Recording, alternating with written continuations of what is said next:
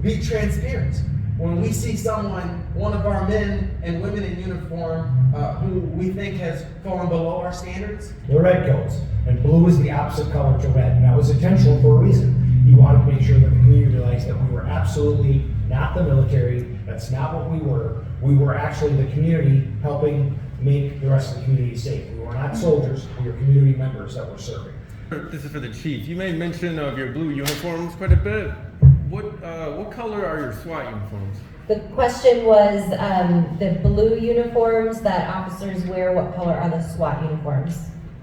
Our SWAT tactical team typically, for the most part, wears this uniform. They do also have a kind of a more military, what we call it, what the military refers to as a BDU, which is a battle dress uniform. It's the kind of cargo pants that kids wear, but it's that color.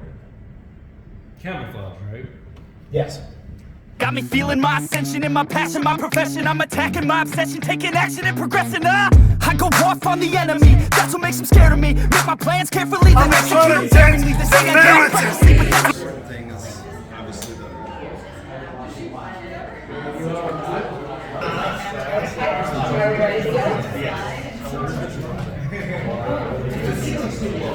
Good evening.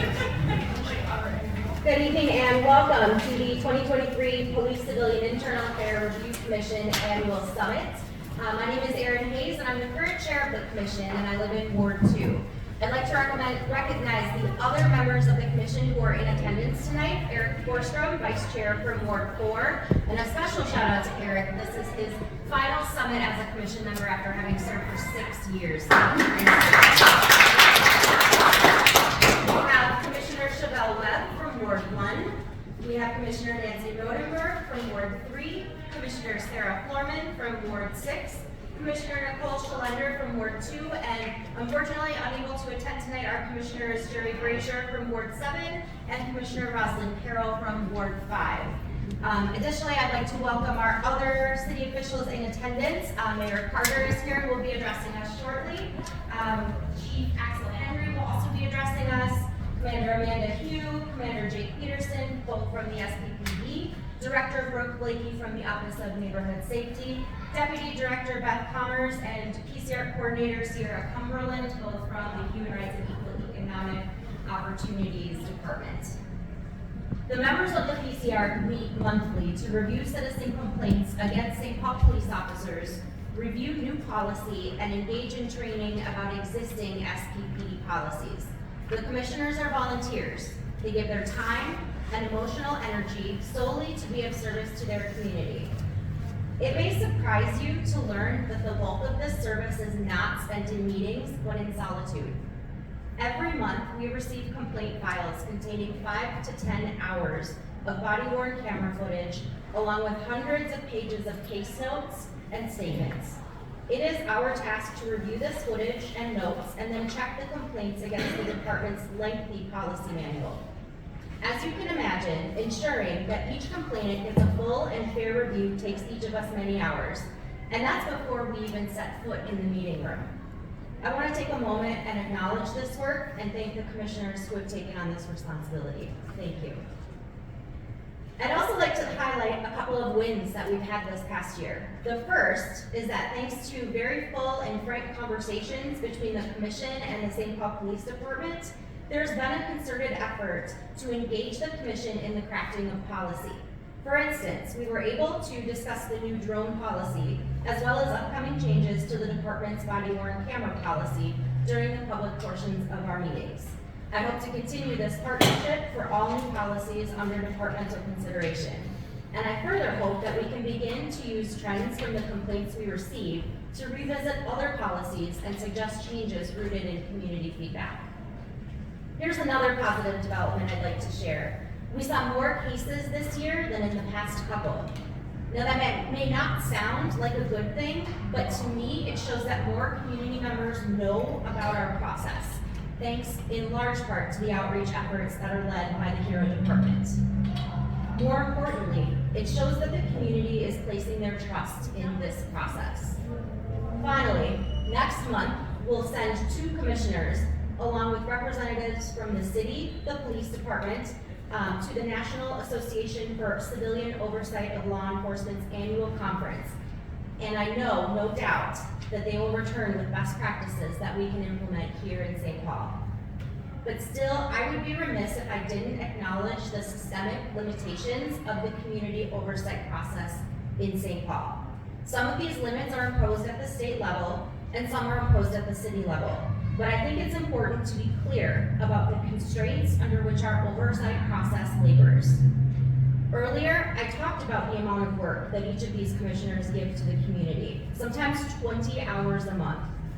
Not one of us is doing this for a paycheck, and that's a problem. Not because I or my fellow commissioners are greedy, but because the lack of compensation serves to exclude many community members who could otherwise make important contributions to our work.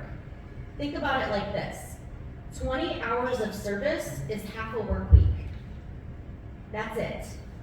A $50 stipend is no substitute for half a week's wages.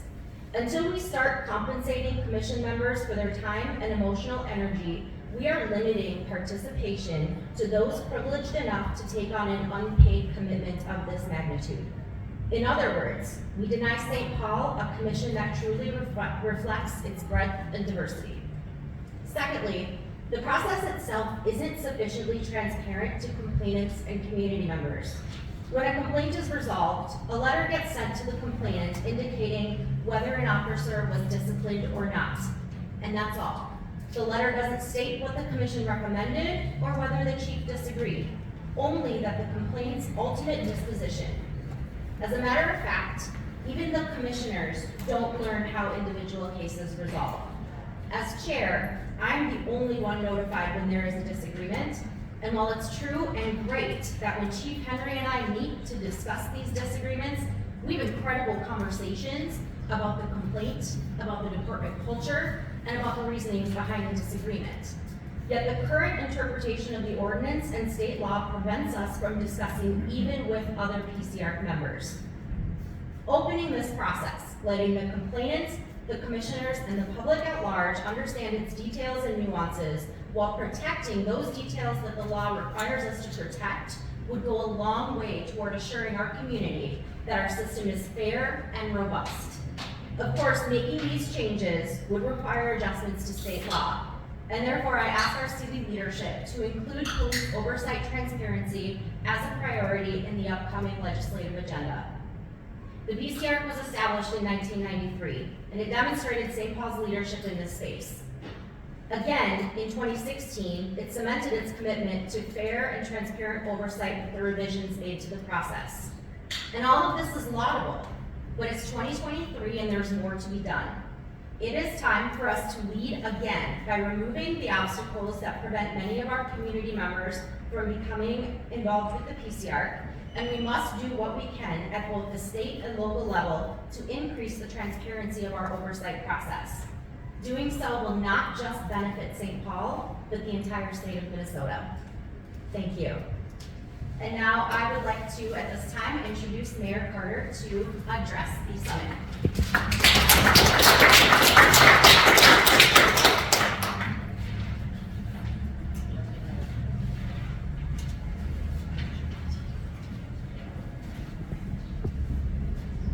Good evening, Chair Hayes, everybody. Thank you so much for being here. Our vast universe of viewers online, thank you for streaming in and tuning in. It's great to be here today, and it's good to share this space and this time with you. It is there's no more sacred duty of a community, and I don't just say of a city. I don't just say of the police department, but truly of a community. Because one of the conversations that I have with people every day is that I don't view our city as a stack of buildings and streets and inanimate objects. I view our city as a family of people, a community of people, a network of people that are responsible for caring for one another. And when I think about those types of spaces, not as a metaphor, but as truly a family of people who are responsible for caring for one another, my mind first goes to my children. And I have a world of obligations and duties to my children. My first duty is to secure their safety every day. And we've talked about this extensively, that when it comes time for, and I make distinctions, son, between youth and children. When people say youth, I think of like a sea of faceless young people, right? When people say children, I think of names and faces of individual people who I know and who my life is dedicated to their safety and well-being. When it comes time for us to think about the children of our community, not just the youth of our children, of our community, but the children of our community, it becomes really obvious really fast that an approach to public safety, an approach to keeping them safe, that says we're going to wait until after something bad happens to them and try to race to the scene as soon as possible, is going to be woefully insufficient. As in my role as mayor, in my previous role as executive director of the Minnesota Children's Council, Children's Cabinet, my role before that as a St. Paul City Councilman, where people would ask me on occasion, building the St. Paul Promise neighborhood, which we're in right now, people would ask me on occasion, Mayor, Councilman, Director, what's one thing we can do to fundamentally transform the odds for children and families in America? And I always tell them, hey, I've got an answer. The one thing that I think we can do, the one thing that I think we should do to fundamentally transform the odds for children and families in America and in St. Paul is stop pretending that the task is to identify one thing that we can do to care for our children. Because if you've got children, if you've got parents, if you've got siblings, heck, if you've got a pet, you know, we don't wake up in the morning trying to find the one thing that we can do to care for one another when it's people who we love. We wake up every morning trying to find out everything that we can do to take care for one another.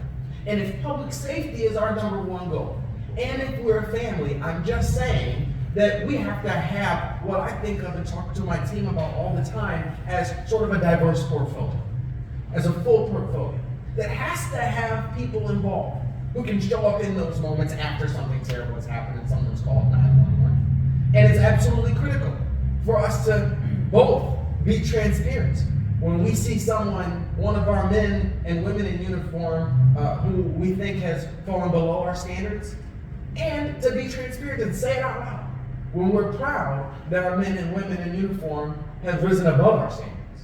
Let me tell you, it's no secret that our community has been through tragedy. As over the last several years, over the last several days. One of the worst parts of my job is the text messages I get from our police chief. I love our police chief. I think we have a fantastic police chief. And every now and then he gets a text message me with some terrible news.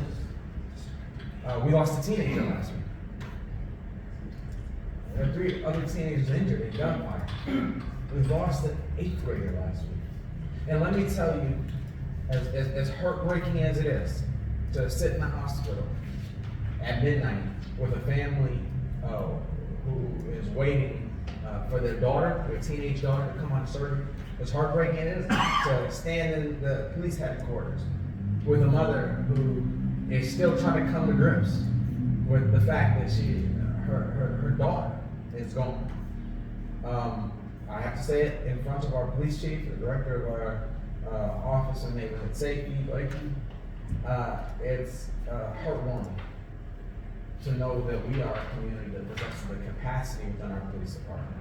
We're a community that possesses the capacity within our Office of Neighborhood Safety to care for people, and not just with words, not just with sentiments, not just with thoughts and prayers, but to truly be able to care for people in those most horrific moments that our officers, our social workers, our community workers in those institutions have to provide.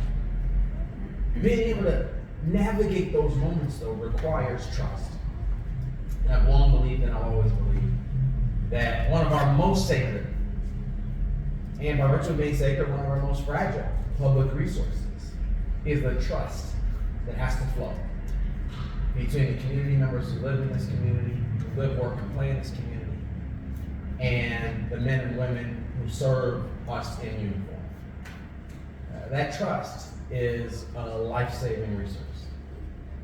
That trust has everything to do with our officers' ability, our paramedics' ability, our firefighters' ability to show up at a moment's notice and provide life-saving care for us in our community.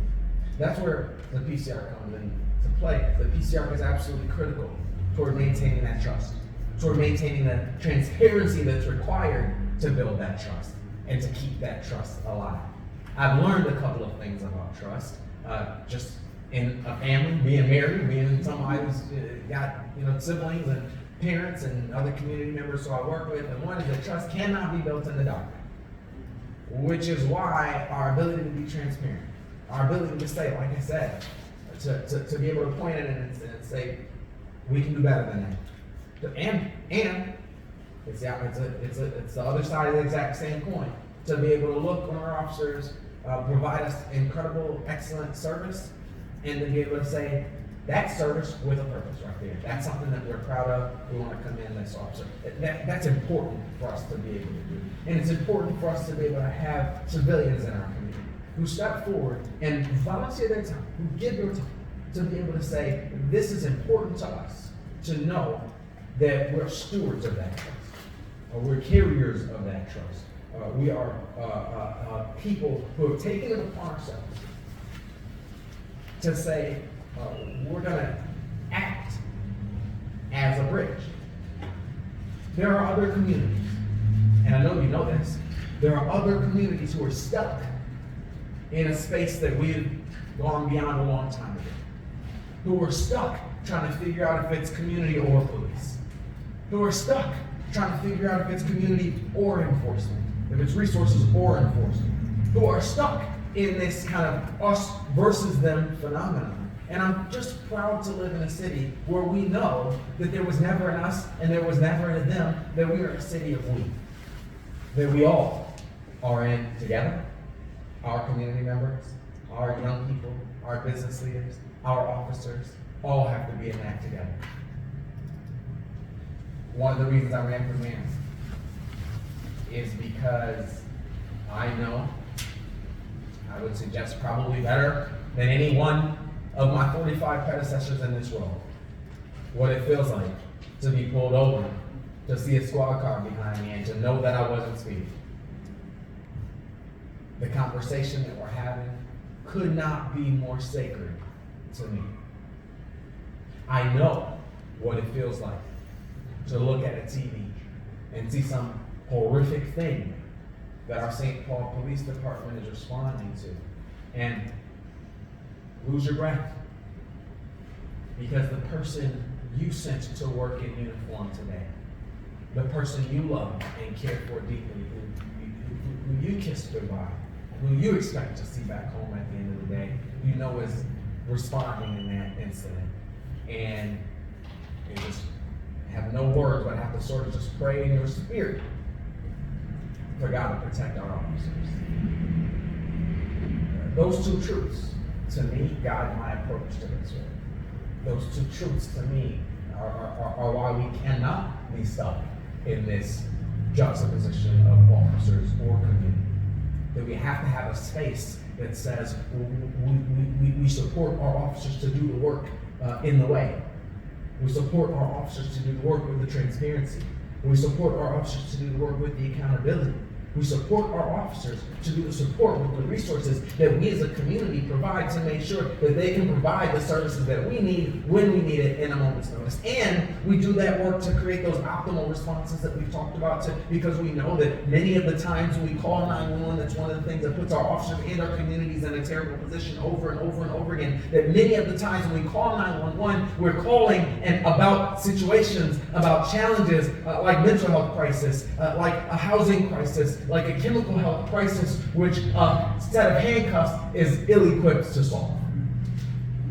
That's why those community resources are so critical. That's why those optimal responses are so critical. But let me tell you, none of that could be effective if we weren't all working together.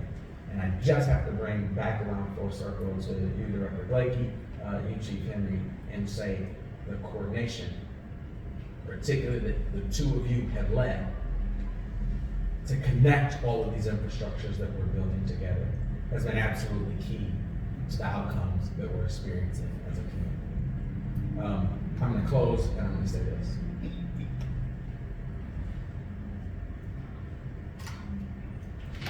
Just a couple of years ago, we experienced our community, at least one of our close neighbors, being the epicenter of the global conversation about police-community relations.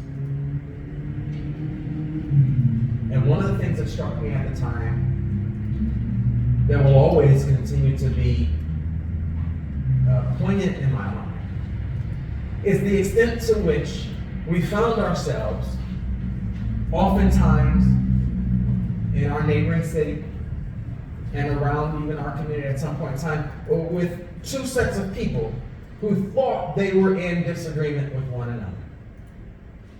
And as I listened to folks on this side of the quasi-debate, I'll call it, and as I listened to folks on this side of the quasi-debate, what I heard were people saying, I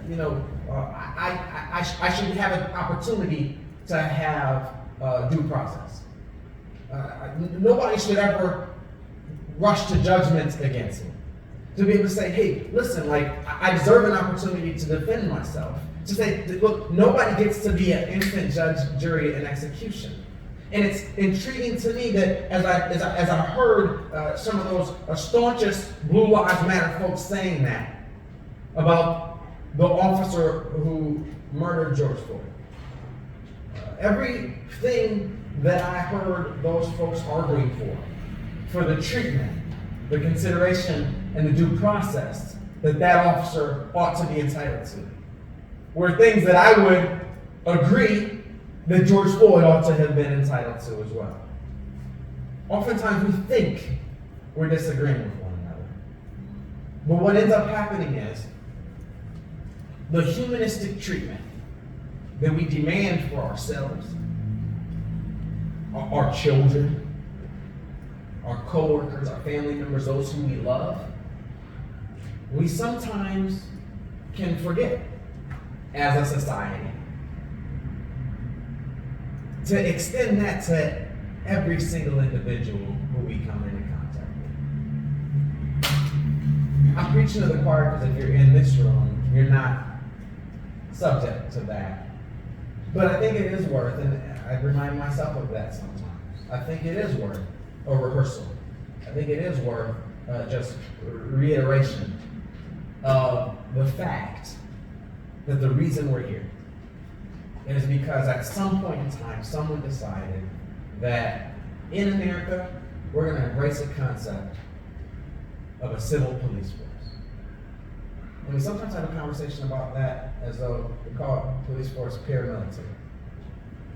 And sometimes we talk about it as though it's like military light. My theory, the way I look at this is, a police force is the opposite of the military. The military is here to protect us against them, whoever us is and whoever them is. The St. Paul Police Department is, I believe, obviously that means I overextended my time. But it's about us knowing that there is no us, there is no them, that we're all part of this kind of world. That our officers, our PCIARC commissioners, our community members, our city staff, every person who works in our city, runs a business in our city, operating goes to school in our city, is all in this royalty together. I thank you for being a part of that royalty. If you're in the show, you're a steward of that royalty. You carry it forward for us as a community, and our entire community is grateful and better off because you do. Thank you for your time.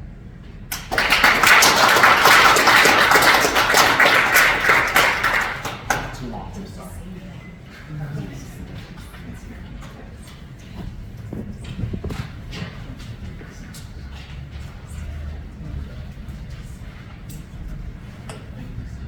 Good evening. I am Berkeley and I am the collaborator, the orchestrator of the Community First Public Safety-led strategies for the city of St. Paul. I work in coordination with all of my city partners to develop and really have the most comprehensive and coordinated approach to public safety we have here in the city of St. Paul.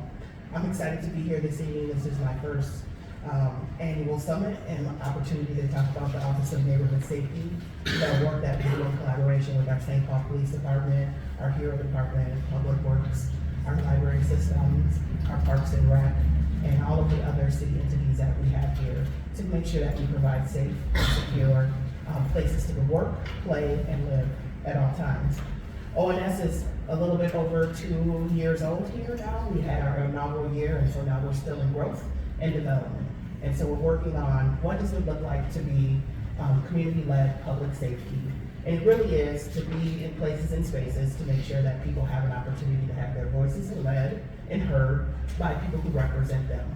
So we do have the Neighborhood Safety Community Council, which is just like the PCR Commission. It is members of the community that give their valuable time to help us decide what our public policies that we want to move forward, how do we engage with community, and how do we make sure that we are using our funding priorities and investments in the community the way that they should be done. The ONS is really working on how do we engage, utilizing the research and data that is out there to make sure that we are being those perfect citizens and being able to make sure that they have what they need.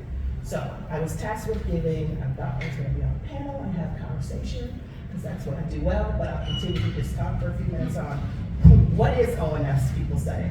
And I say ONS is really that place where people can come and get resources. We wrap around all of those resources that the city has to offer in one place. We walk people through processes, give them warm handoffs to individuals, and make sure that they understand that they feel safe. I spend a lot of time answering questions of, why was this? How do we get there? What's the next step? And I say, if I don't know, I will find you someone in it that can. I call my city partners. But one of the things that I take pride in is really working with our police department and working with our community. When ONS was first started, people said, what is going to be your biggest hurdle? And if you would have asked me that 2 years ago, I would have kind of said, potentially the police department, right? That's what everybody thought. But I will say, standing here with 2 feet down, that the police department has been one of the biggest allies, has been one of the biggest partners, and we have walked down this road hand in hand with my partner, Chief Henry, and saying, this is how we want to effect change, this is how we want to show up in our community, and that we are part of a team together. Doesn't say we don't have disagreements, doesn't say we don't agree on everything, but the one thing that we do agree on, as he will come and talk about, is getting those gold medals. I've kind of taken his thing and I'm like, I'll run with it. We do really well at getting bronze medals, but we're really working on that gold medal, which is that prevention and intervention piece. We're making sure that we are using our community-based organizations, and as you heard me say, orchestrating and using them in the ideas in places where they are best served, where they want to be, and who are the right people to be doing the work. And so really what I get to do, which is a great thing, is I get to be in community, I get to help to organize and do those things, and I get to have people who are from the community say, this is how I want to show up. I have officers who are standing next to them saying, I want to learn more, I want to be a part, how do I fix the things, how do I work with the biases that I have, and how about I show you the things about how I am a human, and how I engage in my community. So I think that that's one of the best things about that. What is, in theory, does ONS look like? Currently, we're a staff of 5 full-time folks in our office. I have a manager for the Neighborhood Safety Community Council. We have an embedded social worker to really help us facilitate that information. We have a program manager that works with Project Peace. And you say, what is Project Peace? I haven't heard of that. What is that? Project Peace is focused deterrence. We're working with individuals that we know may cause harm or have harm caused to them. And we really look at how do we intensify and engage those individuals, give them all of the resources that they need. And so we think about resources. Well, that's a whole family resource. So it's not just that one individual, it's the little brother, it's the mom, it's the grandma, it's the kids he goes to school with. How do we engage them so that they don't continue to engage in those behaviors that are damaging to our community? That's the impact. The impact is making sure that we are touching all of the individuals within our community and providing them with the services that we need. What does my work with SPPD look like? It really looks like home. It looks like being in a place, in a space where I'm welcome. I can walk into the building and everybody says hello. I can be in a place and space. We can have dialogue on what's the next step. They have my back and I have theirs. So that is one of the biggest things about what does my impact and work with SPPD look like. It's an opportunity when we get calls from complainants from PCIARC that say, hey, I need some help. It's coordinating with the staff and saying, these are the resources. It's working with law enforcement to tell them, hey, we have some innovative approaches that we're using here in St. Paul. You might want to deploy them in some other places when we're engaging with individuals that need assistance, walking them through what those things are, and providing next help. It might be housing, it might be looking at different type of mental health resources, all of those different things. So it transcends across all of the things that we do within the city. So with that, I'll give an opportunity to bring up Chief Henry, my partner in this.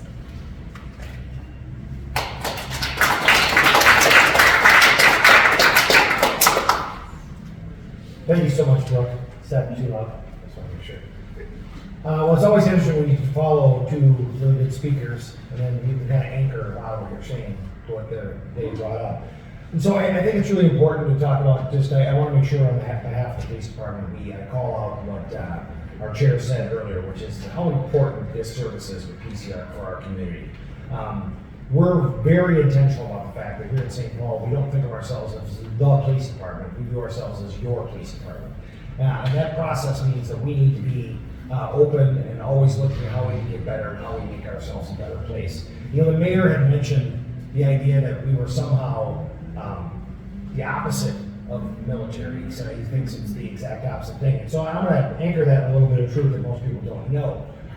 Sir Robert Peel, who started basically modern city municipal policing in England, picked this color blue as the police uniform. Would anybody in this room know why that is?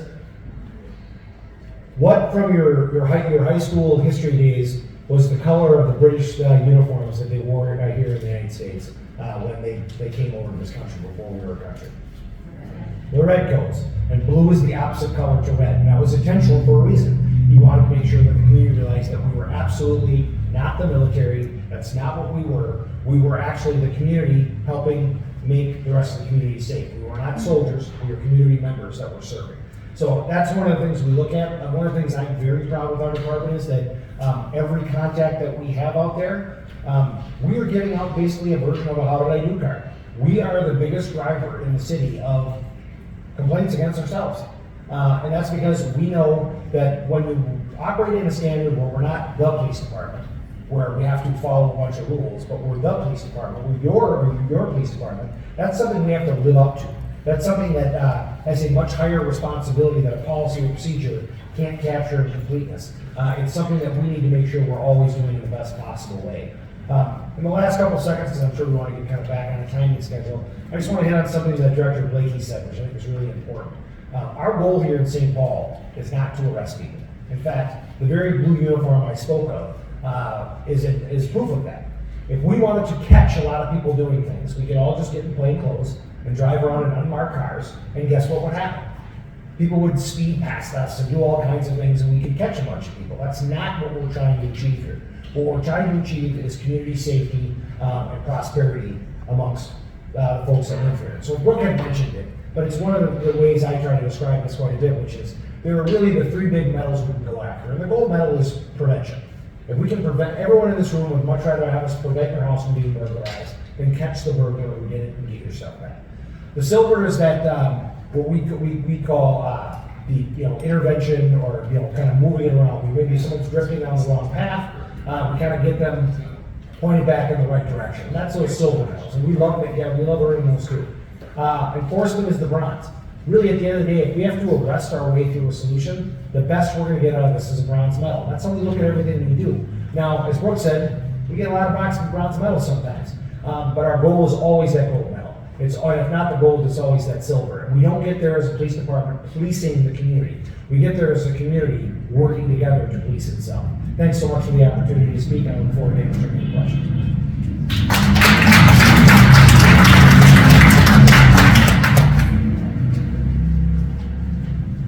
Dr. Blakey, Chief, would you have a seat at one of the tables instead?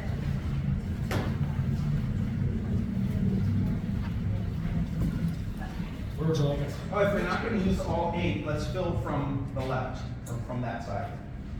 I don't know how many we have. Podium side. Podium side, yes.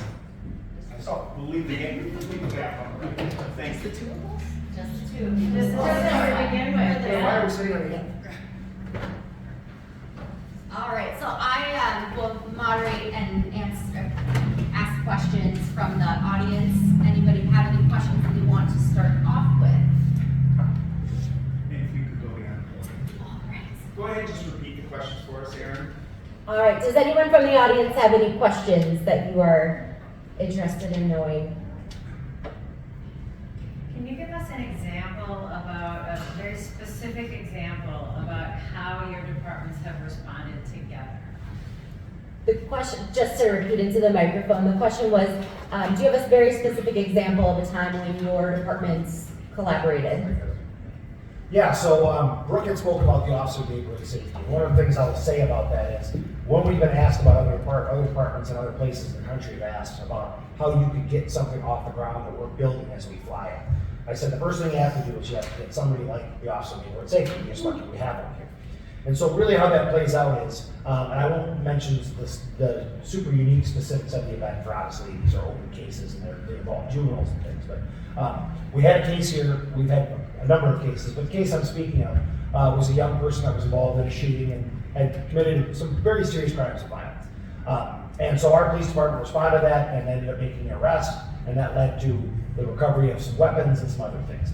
Well, in the midst of that, we also revealed that a bunch of that young person's friends were also involved in kind of the same activities that were going to lead them down that same road. And where Brooke comes in and her team comes in, we work hand in hand. Literally, she gets information quicker than I get it as chief of police, through our gun unit, through our homicide unit. But came in, was able to, in real time, come in and talk to those kids, talk to those family members to say, listen, this is happening, that can't be undone. But we don't want to see you go down that same path. And those kinds of success stories are happening literally every day. We have a system, a referral system, where we're very clear about how when something happens, we communicate in real time, literally back and forth, sometimes 2, 3 in the morning. We're having those conversations. But that one event is a real event that happened, but it's one of literally hundreds at this point that we've cooperated in, and it's been very successful. If I were looking to connect with someone in the Office of Neighborhood Safety, but I didn't want to go through the police department to get resources, how would I make that connection to your office? So we have a, is this I'll just talk. Okay, so we are located on the city website, and you can direct for referral into the Office of Neighborhood Safety. It is a phone call, and then we do basically what's a needs assessment. So we're like, what are you calling about? What are the basic needs? And so we have had that. We've had some community members call in and say, my son or daughter is engaged in X, Y, and Z. I need some resources. Or we have a real good connection with our St. Paul Public Schools and working with them, and they do a lot of the referral basis. But what generally happens is we have a website, you call in, we have voicemail, and then we just kind of walk through what that process is, and then working with our enterprise resources within the city, we say this is what we need, and then we talk about, is this something that you're hoping for, what is your outcome, and then connecting them with that service and then having that warm handout. That's the important part, is that making sure that it's not just like, okay, call this number, that's next, because we have found that doesn't happen to people when we don't have a relationship. So I spend a lot of time making relationships with individuals, so that when I call, I can say, this is an individual that I've worked with before, these are some of the resources, knowing where those resources are, and then making sure that the folks that are supposed to be providing those additional resources are actually doing that. So there's some follow-up to that and continuation from there. Yes. Great, thank you. My fellow commissioners will know I always come with questions, so I'm going to make sure to keep checking. Did I see a hand back? Yeah. So this is for the chief. You made mention of your blue uniforms quite a bit. What color are your SWAT uniforms? The question was the blue uniforms that officers wear. What color are the SWAT uniforms? Our SWAT tactical team, typically for the most part, wears this uniform. They do also have a kind of a more military, what we call it, what the military refers to as a BDU, which is a battle dress uniform. It's the kind of cargo pants that kids wear, but it's that color. Camouflage, right? Yes. And I saw another hand, Commissioner Rodenberg. Yes, it sounds a little bit like the center is like a social service community center with a tighter connection to the police. Could we help me differentiate that from some of the traditional community centers? So the Office of Neighborhood Safety really is taking a global and comprehensive approach. So it's not a community center, and we do provide some redirect services, but really what it is a office that really focuses on multiple different, I would say, issues that we have that are surrounding public safety. So we have things that we discuss for like our unsheltered population. So we're working with our Department of Safety and Inspection and our Parks and Rec for things that revolve around safety for our unsheltered community on both sides of that. You know, when we're seeing unsheltered, but then also providing support to those unsheltered. We do victim services pieces, so and when individuals have things that happen to them, we're there to help assist, make sure they're filling out reparations forms from the state, to make sure that they're getting those resources. We are working with our St. Paul Public Schools when they have incidents, so when kids are leaving school and in the community, or when things happen in the community, we're talking in the schools, vice versa. We spend a lot of time working with our community-based organizations. So we have folks that are deployed within the city to work with our youth, to work with our unsheltered, to work with our those that are experiencing mental health and substance use. And then we also engage in a lot of different things based on the policies and procedures that our Neighborhood Safety Community Council comes up with. So things that they have listening sessions on, and then we work with them to do those types of policy changes, as well as making sure that the resources that are being asked for are provided by a community-based organization. So it's not necessarily a community center. I would say really what it is about getting all of those collaborative folks under one umbrella, and then being able to make sure that we're utilizing all of our internal resources as well as external to make sure that we're facilitating things to happen in a timely manner and fashion.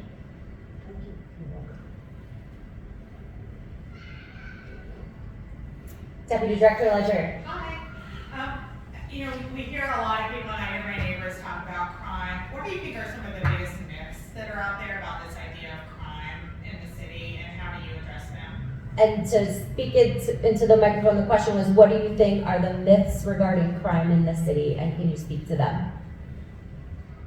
I don't think that there's myths. I think people have true feelings and thoughts about what they believe are happening in their world. And I think what our job is to really have an opportunity to hear what they're saying, and then answer and give questions and then responses based on what they believe. So I think, you know, we hear about carjackings, that's a big thing that we hear about. We hear about rampant group of youth, you know, running through the cities. We hear a lot about guns and shots fired and things of that nature. And I think when we start to talk about what does that really mean, I think also the advent of Citizens app and things like that, where we're getting a lot of that stuff in real time, and it's not, excuse me, it hasn't been filtered, so it's just people who are reporting things that they think that they've seen or heard, and then it gives people the ideas that this is actually like consistent and happening all of the time.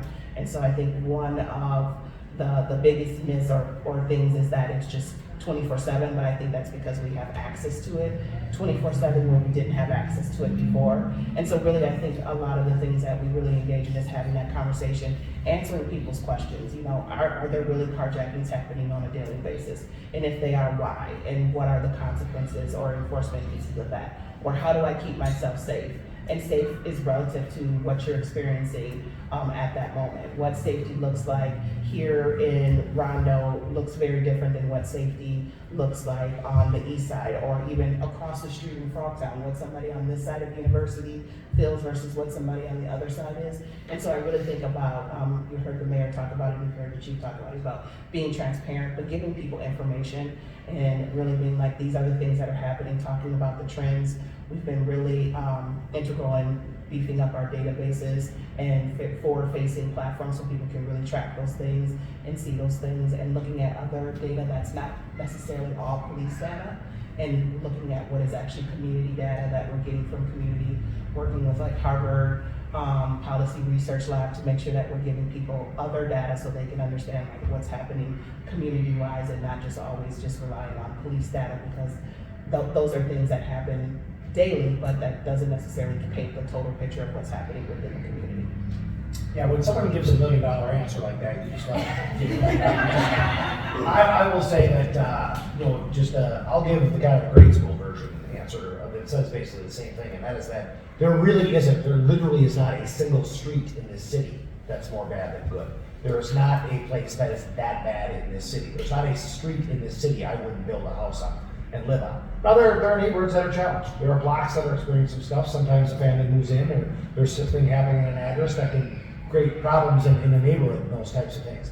But I think probably the issue that can be the most frustrating when you're in a community where we're all really working together is that when folks lose that optimism.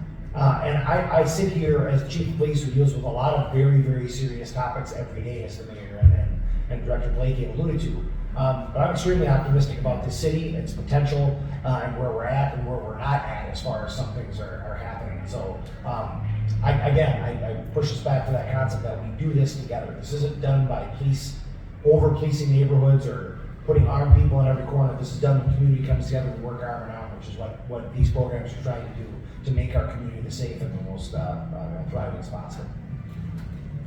Commissioner Webb. So overall, do you feel like crime is going down or up? The question is overall, do you feel like crime is going down or up? So first and foremost, just a disclaimer for everyone in the room and everyone watching at home, I will never end the end zone dance on reducing crime stats, because regardless of how low they get, there's always still going to be crime, and someone is a victim of that, so we want to be very respectful of that fact. I'm very happy with some of the developments we've seen so far in our shots fired, our shooting calls. They're down over 40% compared to last year. Our carjackings from 21 to 22 went down 50%. They're down another 50% this year. I think our current to-date numbers they were 27 as of about 9 days ago, and I think we had one since then, so we're probably 28 or 29. That's, again, one of those things I think the public thinks is this big, huge number. Our approach to that has been very specific. So that has really worked well. Sadly, our murder numbers are not dropping the way they should. We've seen anomalies this year in types of crimes. We've had, I believe this year to date, we've had 7 people stabbed to death in our city, which is extremely rare, but also kind of reveals that problem, how dangerous edged weapons are. And our domestic violence homicides have gone up at rates we haven't seen in a while, and so that's obviously very concerning. So there's a lot of good things happening. In general, overall, a lot of the major crimes that you're in there, all the crimes against properties, our auto thefts are down on the legal rates, but again, they were up way higher than they should have been. Are trending in the absolute right direction, but I'm never going to be happy until we get down to 0. Yes, in the back. So I have a question, because it was like about a month and a half ago. It was like late night. They came from work. It was like about 2 a.m. I was actually, my car was in a bar, but like my shop and where I live, my bar was very close. So I was like kind of walking to my car, and then I get in and I drove, and then I forgot something. I went back to my shop, and then what happened was there was this guy. He had a gun. Actually, he had like this black jacket. I wasn't able to identify him, and he saw us like, hey, stop, like something like that. I didn't say anything. I hit like to another car outside, and he kind of looked at me for a while, and then he left. Then I guess I was scared. I went and called the police 911, but I couldn't, because I thought that I could do that. He showed me. So in that question, what could the police or the community do about it? It's pretty dangerous. So the question is, in a scenario where you're concerned about calling 911 and having that result in injury or worse, what should community members do? Yeah, because I'm scared to if I make a sound, it should, because I had my phone like this using, because I wasn't watching around. I wasn't aware of anything, And I think he was kind of following me because he wants to take my phone or something. I don't know. It was just kind of, he had that fishing. So a couple of things in relation to that. First, I'm so sorry that happened to you. It sounds like an awful incident. If you dial 911 from your cell phone, it will go to the dispatch center. And even if you don't say anything, you throw the phone on the ground, leave it on the seat, any of those types of things, it is, as you know, we've all butt dialed someone or something when you can hear what's going on in the background. Secondly, when they do that, they will try to ping your phone, which means they will actually try to figure out where that call is coming from. Now, that's some phone services, sometimes a day, that can get you within a block. type of thing, or very close. Other times it's a lot broader, but at least it's something. What's important, I obviously also embedded in this answer, is that you obviously had a difficult choice to make, and you made the decision. Thankfully, you're here to ask the question that you feared that there would be retaliation if you made an overt call, you openly called the person. And so I would suggest your decision was right in that situation, in the sense that you obviously want to do what's right in the moment. Just like we ask folks to get license plates for us, or if they can, take pictures for us of crimes, but we certainly don't want you to walk out in the middle of the road and do that where everyone sees you and might get retaliated against. But always, regardless of what happens in that moment, once you get to a point of safety, or once the threat that you're dealing with leaves you, please report those crimes. You could hold, even if it was a person wearing a mask and you knew very little about them, you may hold a little small key piece of information that helps us solve that crime, because that person may have mugged or robbed or done something to 5 or 6 different people, and the last little piece of information you gave us, like whether the person had a wedding ring on, or they had an accent, or they I don't know, they had whatever, you could notice they had freckles. Something like that might be that last little key piece that helps us. So I hope that helps out a little bit. Brooke, did you want to add anything to that?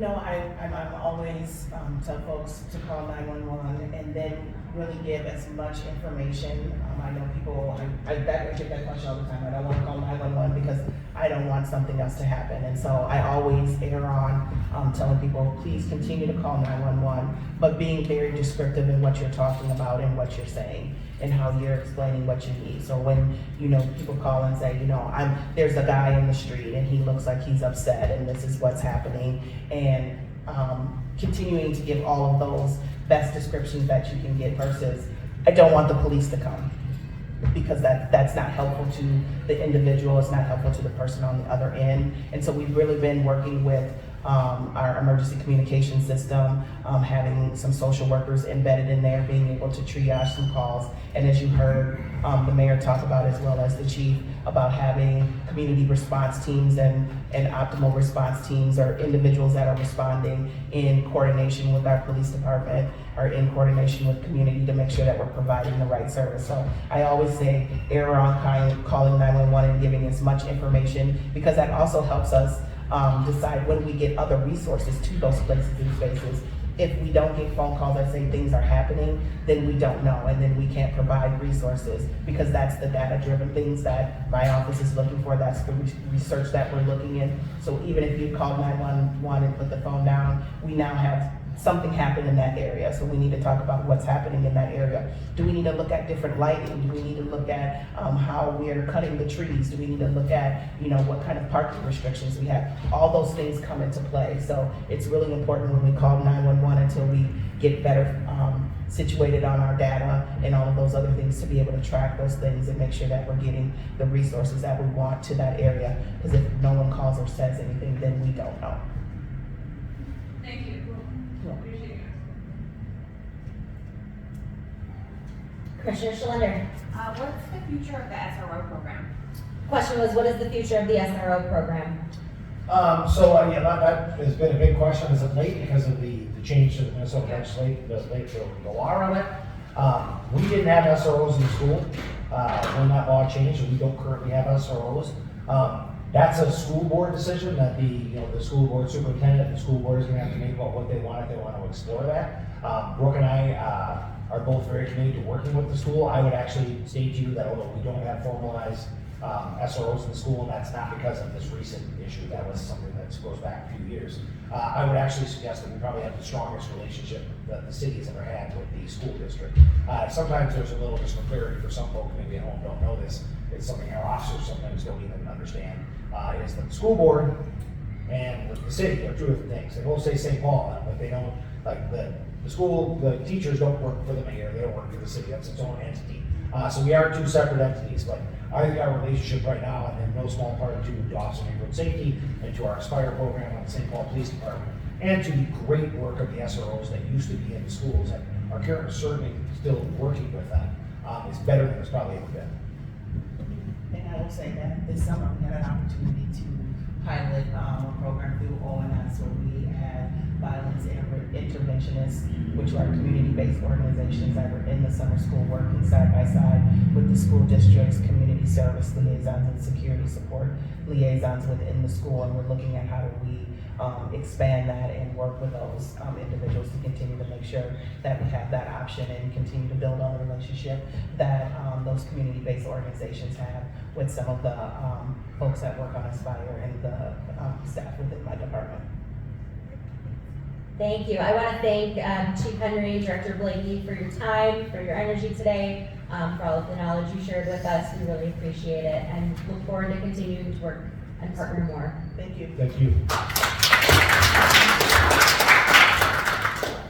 And with that, I would like to invite PCIARC Coordinator Sierra Cumberland up to share the data and process for our annual summit. Sierra.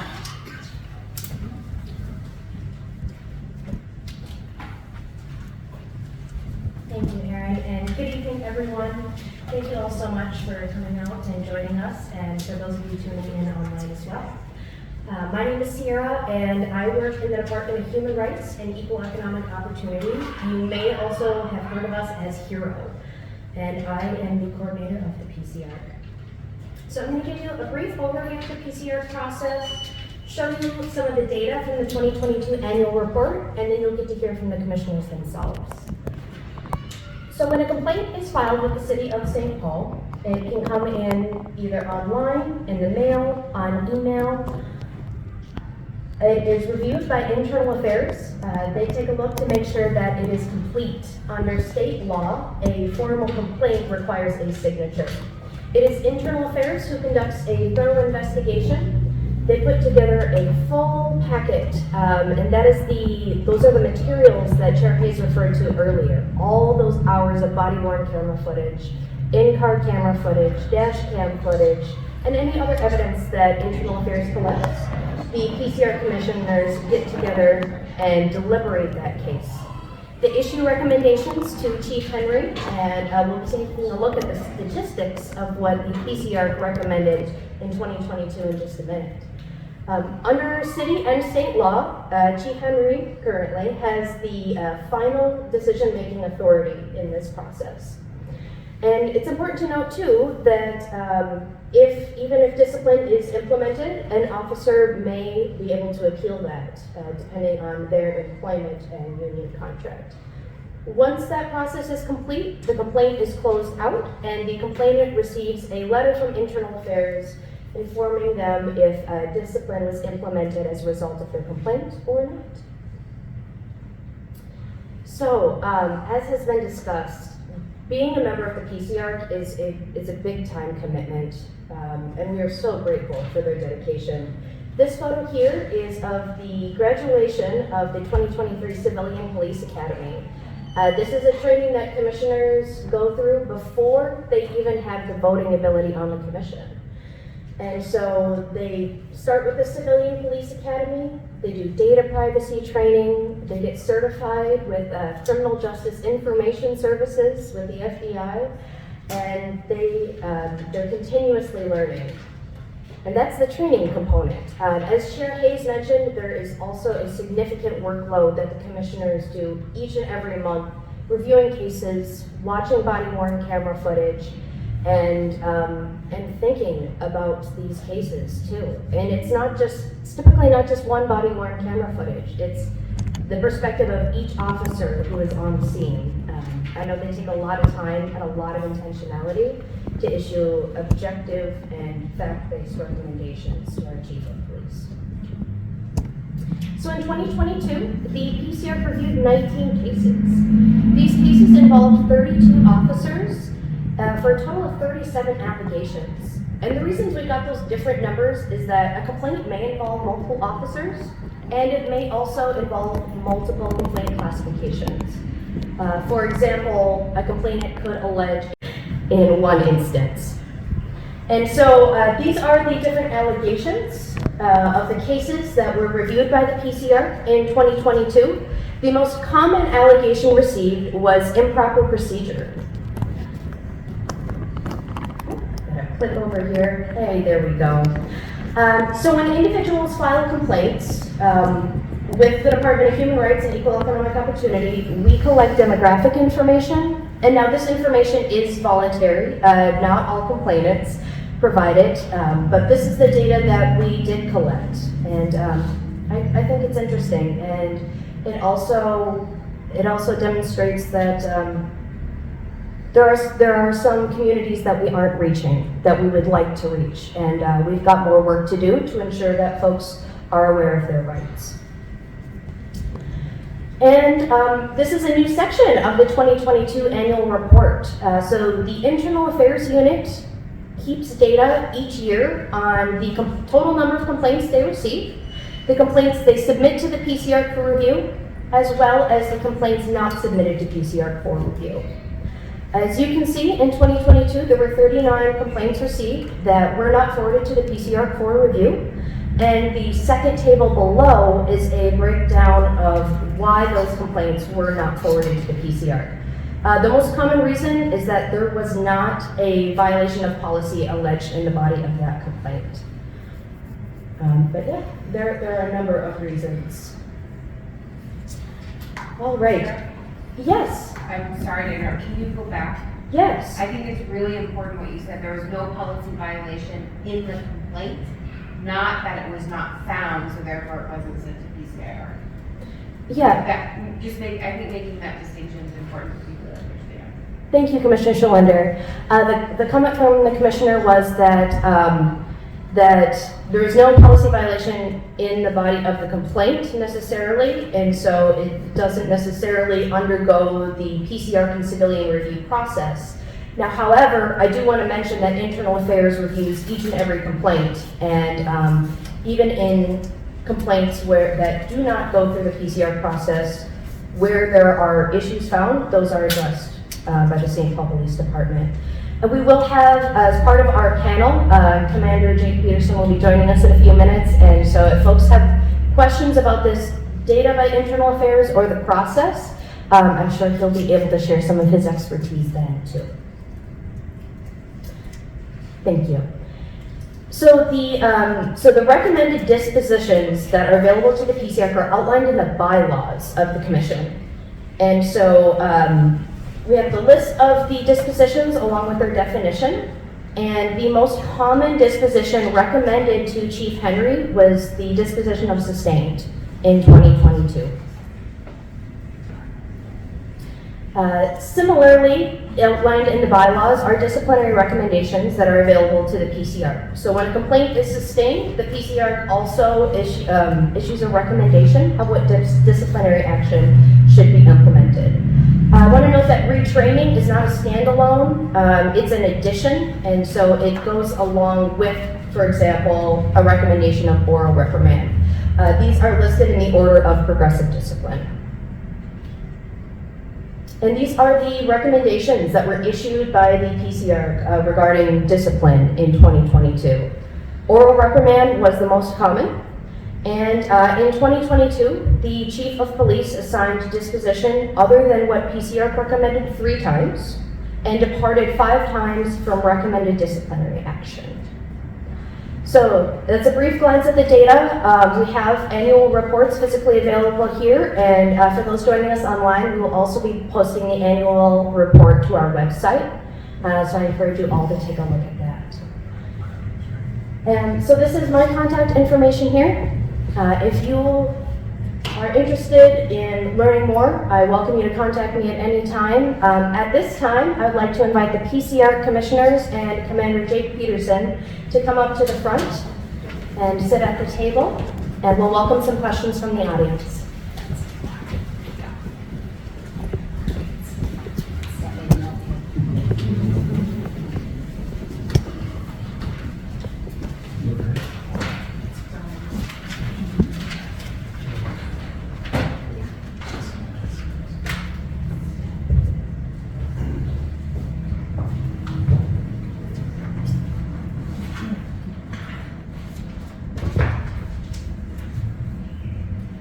Does anyone in the audience have any questions to start us off?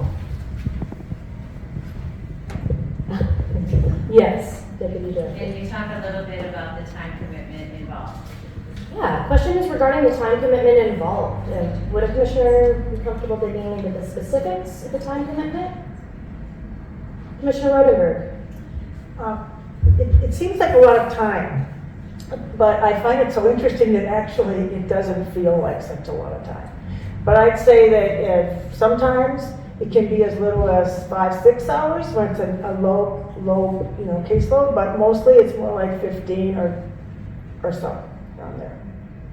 And that does involve viewing lots of hours of body-worn camera, and I sort of think of that like a tiger sleeping. There's a lot of downtime, and then all of a sudden something happens that you had better be paying attention to. So, anyways, that's my statement. There's also a lot of reading. Oh, there's also a lot of reading sometimes, reports and everything, so. Can you just clarify, is that 15 hours a week, a month? What is the time frame of that 15 hours? And the question is that 15 hours a week or a month? What is the time frame? How often? Well, we typically get the cases maybe 2 weeks before our meeting, and so I work full time, so I try to gauge a couple of hours every night when I know there's going to be a huge case load, or if I don't have a weekend, a free weekend, if I have one, I'll set aside time to review the cases and read or whatever, but it is, it can go up to 15, 20 hours, so with everything. Yeah, I can say, we average, I think, between 4 and 8 cases per month. So it's 15 or 20 hours per month over the course of however long it takes you. And to reiterate what was said earlier, sometimes you're looking at 9 angles of the same incident. You're watching 45 minutes from every possible angle from the 9 officers who were present, reading 120 pages of police report, and follow-up and email correspondence, etc. Sometimes you're viewing, pictures, or you're kind of looking at all of these things, in your spare time, and trying to give it the due amount. And I think, like Commissioner Rodenberg said, it's very much like you're just watching. Oh, okay, here's something. So it's really interesting, but it can be kind of time-consuming. Thank you, commissioners. So, thank you. Derek, you're next. So, you mentioned the time commitment.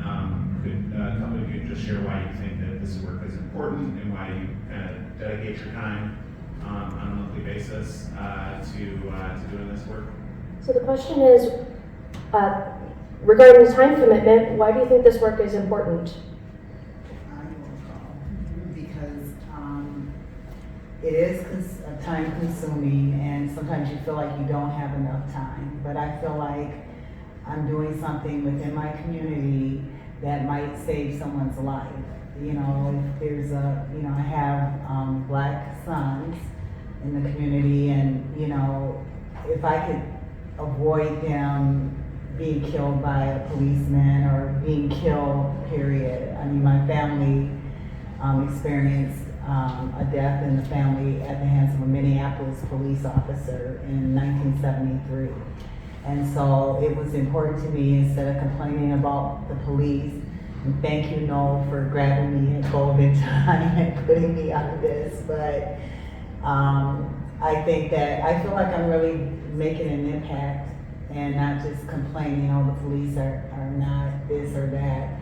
And before I got on here, I could honestly say I did not get along with cops. And so, not that I have a record, but, they just, whatever. But now that I'm involved, there's good and bad everywhere. And I can commend the St. Paul police, because I do see, like with videos, that they're really trying to be human, and they're not just coming up, they're asking what's the problem. It might be a medication thing, or a person might just have a bad day, and they come in and they really try to bring a humanistic side to policing. So I would answer too. I've lived in lots of cities, including our sister city, and including cities all over the United States and in Europe. And This commission that we have is one of the best that I've seen. I've not been aware of an oversight or an engagement that civilians can participate in that is this well run and this long tenured. So it felt like an opportunity to take advantage of participating in my community. And also going back to something Chair Hayes said in her opening remarks, I have the privilege of being able to dedicate 20 to 30 hours a month that I don't need to be using to supply income to my family. I have that privilege, and so I want to make sure that I'm leveraging that in a way that supports the entire community, because I know not everybody has the ability to do that. I'll just add, for me, it's transparency. That's something that I value in my work and personal life, and kind of see it as one of the most important things of being a good human is transparency. And so the opportunity to really see and understand and hear about how things actually work on the ground was really meaningful to me. And I've learned so much since doing this. It really provides a perspective that I was needing to have based on what I've seen from the outside, my own personal experiences with law enforcement, the things that you hear in the community, and then really understanding why things happen the way that they do, and then what's done about it is really meaningful. I'd also like to offer Commander Peterson, as the Commander of Internal Affairs, how do you see the value of the PCIARC? Sure, thanks, Sierra. So I've said it to the commissioners, I know at our meetings, but the discussions that they have are extremely meaningful and poignant and right on task all the time. And I'm constantly impressed by the legal questions that they ask, the policy questions that they ask. They're the same types of questions that we ask of ourselves at the police department. And so it's been a real benefit to us to get their perspectives on things, and we value that very highly. So I'm hopeful they feel the same of our relationship, but I know we value them very highly, and are sad that some people won't be there as long as we hoped.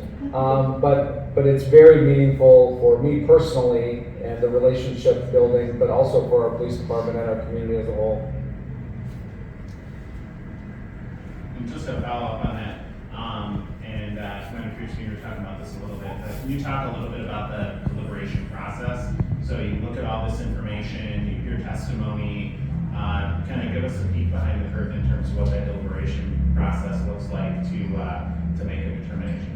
And for the mic, the question is regarding the deliberation process. What does that look like in a meeting? I can take that one since I run the meetings currently as chair. We start every deliberation by doing what we call a round robin, where every commissioner says just a brief snippet on how they're feeling about the case. If they think it's a sustained case, not sustained, whatever that disposition might be.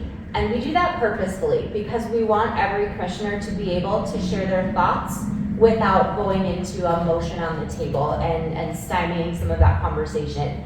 The benefit of being chair is I'm always the last to go, and I often will find myself, as I'm listening to my fellow commissioners give their thoughts on a case, I find myself saying, I didn't think about it that way, I'm gonna change what I say when I come up. So sorry that you all have to go before me, but that's the privilege of being chair.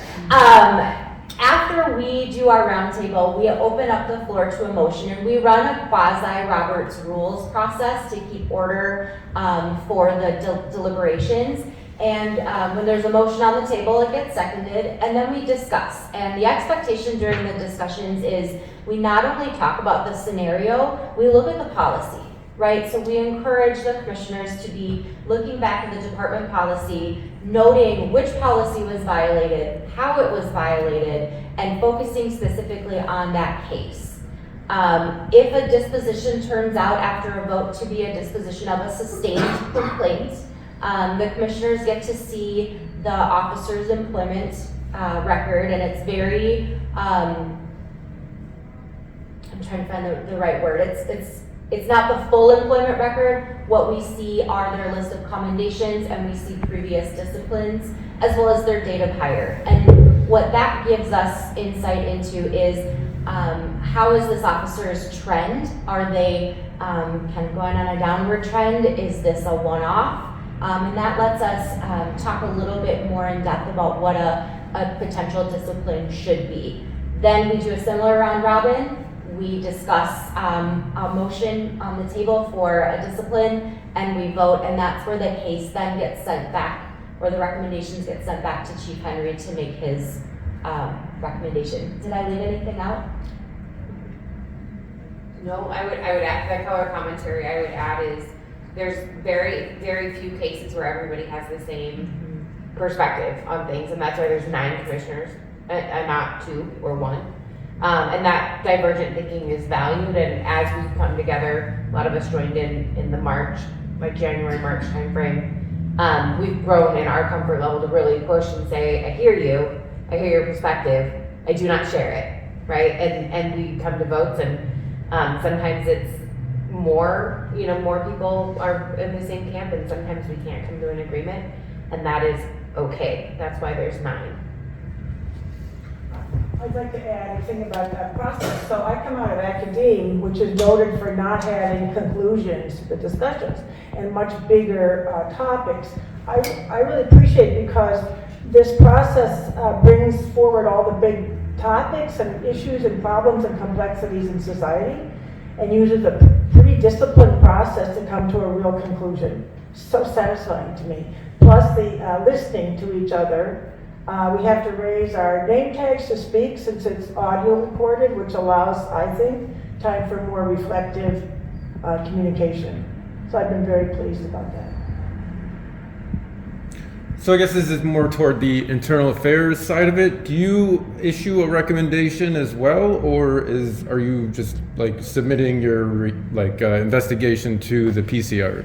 Yeah, thank you for the question. We complete our entire investigation, and we forward that entire investigation to the commissioners for review. So we do not make any recommendation to them. That is up to the commissioners to come to their own conclusions. And that was a change that was made to the process in 2016, where the internal affairs investigation used to share, here's what our recommendation is. The community came together and said, no, we want the commissioners to have more of a centered view and community focused view. So we don't actually see any recommendations that internal affairs would make to us. And also, I would like to add, there are, Jay, yes, sorry. He usually has his commander. And I'm old and my memory's going, so whatever. Anyway, there are police officers there to help assist us. We can ask questions about procedure, and that's helpful when we're thinking, maybe this cop is out of line, but he's actually doing his job. So that's very helpful in the process as well. And I think to piggyback on that, we try not to make any recommendations. We just try to answer potential legal questions. I never want to try to sway about giving them an idea one way or another. We are there more to provide a legal background or policy background if they have a question, which sometimes they do. Often I do.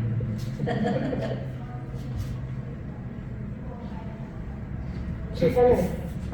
There's been, I know the officer recognizing no one was doing this for the money. There's been some mention about the stipend. Is PCIARC or Hero or anybody looking to maybe address that by changing that? Question is regarding whether or not there's any discussion happening about changing the stipend that PCIARC commissioners receive. Would you like to answer? Welcoming Director Noel Nix to the stage, Mayor Carter's office. Hi, for those watching through streaming and at home, I'm Noel Nix, I'm the Director of Community Initiatives in the Mayor's office, and in that role I work with all of the boards and commissions that the Mayor makes appointments to. This is something that we've heard not just from the PCIARC, but from other commissioners, other boards and commissions as well, in terms of what it would look like to undertake a review of our stipend policy. We have some boards and commissions that have no stipend at all, and have an advisory role to the mayor and the council, and then some that have varying stipend levels. So we've started undertaking the work of trying to do sort of a global review and understand the landscape of what our stipends look like right now, so that as we look to future budgets, we can think about what it would look like to not only equalize what the stipends look like, but make sure that it's commensurate with the work that we ask the various boards and commissions to do, since that varies on a board-by-board basis.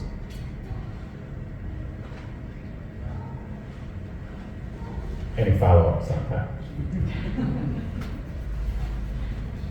Thank you, Director Nix. For those who may be interested in joining the PCIARC, what does it take to become a commissioner?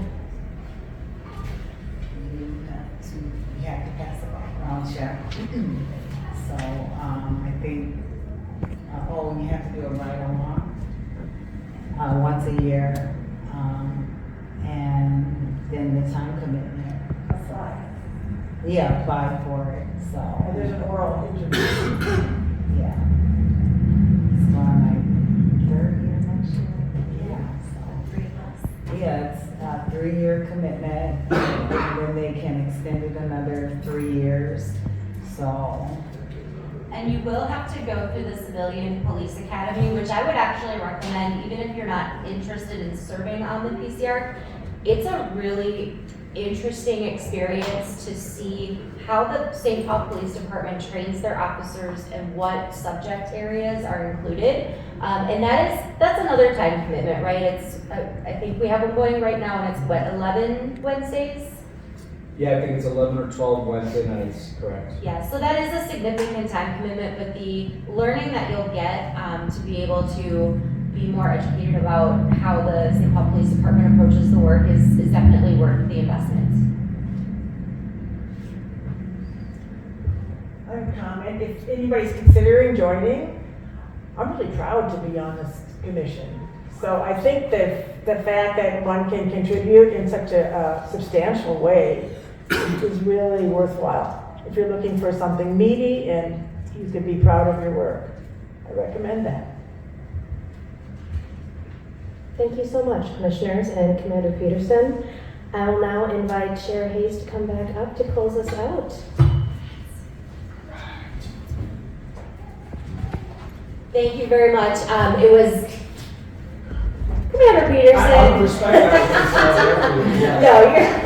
Thank you so very much for everybody who attended and for all of the millions of people who are watching us at home. I hope you found this interesting, informative. We would invite anyone who would like to come to a PCIARC meeting. We meet on the first Wednesday of every month at various community centers around the Twin Cities. You can come and hear the public portion. Obviously, case deliberations are closed to the public, but we're hoping to have many more interesting training topics and policy discussions. And I would be remiss if I did not say one more time, thank you to Vice Chair Forstrom for your 6 years of service on the PCIARC Commission. We appreciated all of your input.